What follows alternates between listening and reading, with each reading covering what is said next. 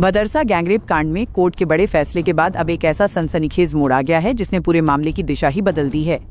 मोहित खान के वकील ने कैमरे के सामने आकर जो दावे किए हैं उन्हें सुनकर हर कोई हैरान है।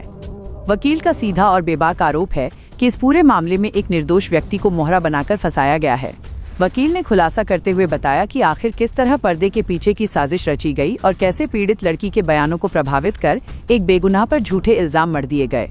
वकील का दावा है कि जांच के दौरान कई ऐसे अहम सुराग और तथ्य सामने आए हैं जो मोहित खान की संलिप्तता पर गंभीर सवाल खड़े करते हैं और ये साफ दर्शाते हैं कि उन्हें राजनीतिक या सामाजिक दबाव के चलते निशाना बनाया गया है।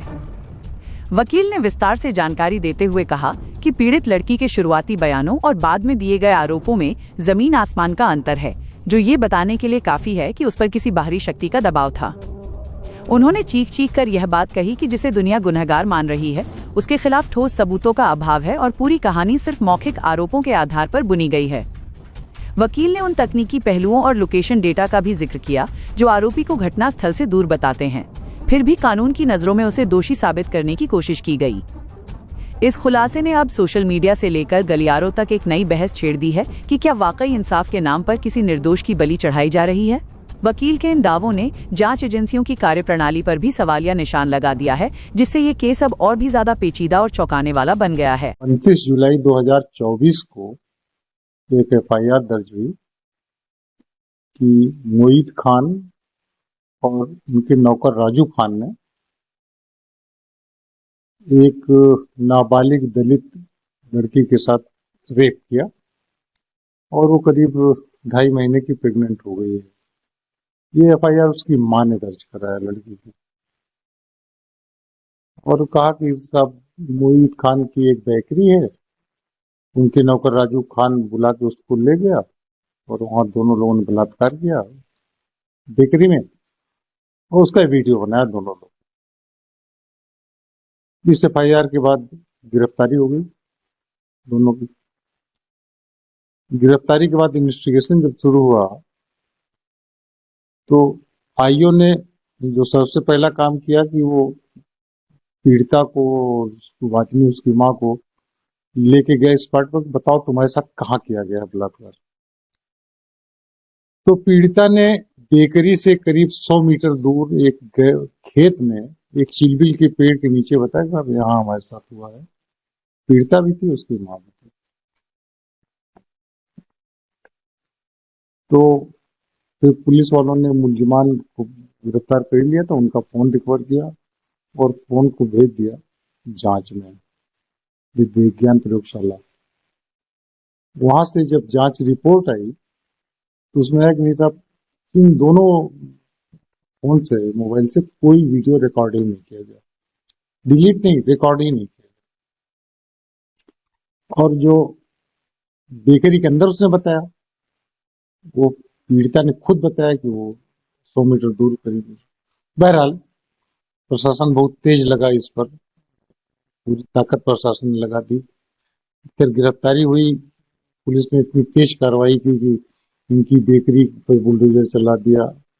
इनके एक भाई का शॉपिंग मॉल था, काफी बड़ा था, उसके ऊपर बुलडोजर चला के पूरा ध्वस्त कर दिया। जब लड़की का 164 का बयान हुआ तो मजिस्ट्रेट के सामने उसने बयान में कहा, कलमबंद बयान में, कि मेरे साथ मोहित ने बलात्कार किया। जब 164 का मुआयना पुलिस वालों ने किया तो उसमें वर्ड मोहित आया, मोहित ने बलात्कार किया। तो उसका दूसरा 164 कराया अदालत से। तो 2 कलमबंद बयान नहीं हो सकते, क्योंकि कलमबंद बयान मजिस्ट्रेट खुद अपने हाथ से लिखता है। लीगल नहीं है, लेकिन किसी तरह सीजे में कैसे कैसे आदेश करा कर उन्होंने दूसरा बयान रिकॉर्ड कर लिया।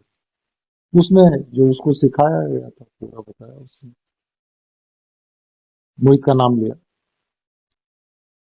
फिर ट्रायल शुरू हुआ, गवाही शुरू हुई, तो उन्होंने गवाही में बताया कि साहब मोहित नाम का कोई व्यक्ति है ही नहीं कस्बे में। लेकिन हम लोगों ने मोहित की वोटर की नकल और उसका रेजिडेंस का प्रूफ, परिवार रजिस्टर, ये सब निकाला। और उसके बाद जीरा में पूछा तो पता चला कि मोहित जो है इसकी बड़ी बहन का देवर है जो वहीं रहता है उसी कस्बे में, और वो व्यक्ति है। तो ये भी एक सर्कमस्टांस है कि साहब वो मोहित को बचाने के चक्कर में और कुछ पॉलिटिकली, क्योंकि रूलिंग पार्टी फैजाबाद का पार्लियामेंट चुनाव हार चुकी थी, और उसका बाई इलेक्शन वहाँ मिल्कीपुर में होने वाला था। तो बाई इलेक्शन को जीतना था, कोई ना कोई मामला तैयार खड़ा करना था। बहरहाल उन्होंने उसको, मोहित को मुलजिम बनाया। इसी बीच में डीएनए रिपोर्ट आई तो उसमें मोहित का डीएनए निगेटिव पाया गया, राजू का पॉजिटिव। फिर 13 गवाह उन लोगों ने पेश किया।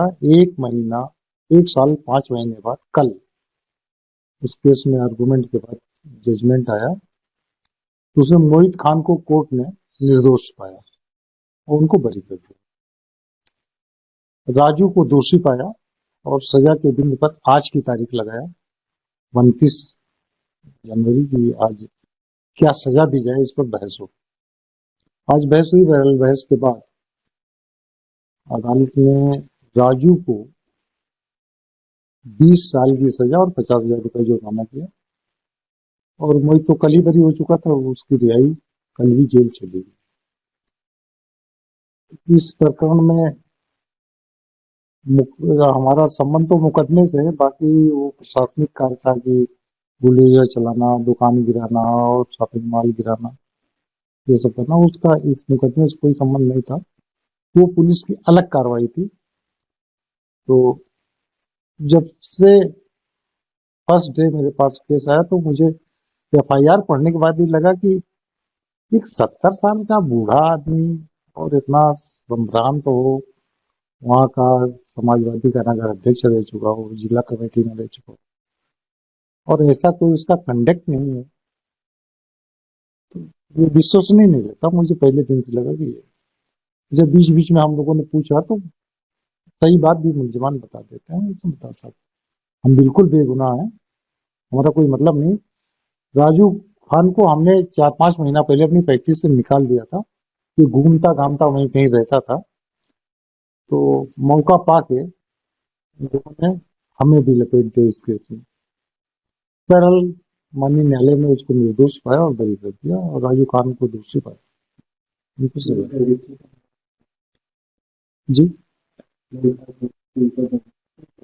हाँ, ये गैंग रेप की एफआईआर दर्ज करने के बाद उसके खिलाफ गैंगरेसर का भी मुकदमा दर्ज किया।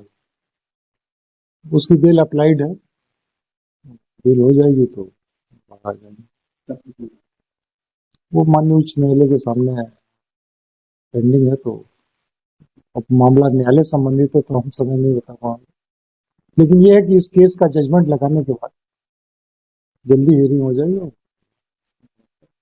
सईद खान, मोइन खान के मामले में आज उसका फैसला आया है, क्या है पूरा मामला? उसका सही नाम मोहित खान है, मोइन नहीं है। इसमें फैसला कल की ही डेट में आ चुका था। फैसले में कल मोहित को निर्दोष पाया गया, लेकिन जो उनका पुराना नौकर था, जिसको उन्होंने काम से हटा भी दिया था 3-4 महीना पहले, उसको दोषी करार दिया गया। और आज की तारीख लगाई गई कि उसके दंड के प्रश्न पर बहस की जाए कि उसे कितना दंड दिया जाए।